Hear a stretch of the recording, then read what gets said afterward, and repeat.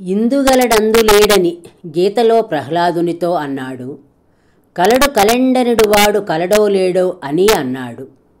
అప్పుడు ఈ హేతువాదం ఉన్నదా? మీరు వ్రాసిన పద్యాలు 2 శ్రీమద్భాగవతంలో పోతనగారు వ్రాశారు. మొదటిది ప్రహ్లాదుడు చెప్పినది, రెండవది గజేంద్రమోక్షంలోది. ఇంత మాత్రాన హేతువాదం నాడే ఉన్నదనడం న్యాయం కాదు. ఈనాడు హేతువాదులకు తెలియవలసినది ఒకటే ఉన్నది.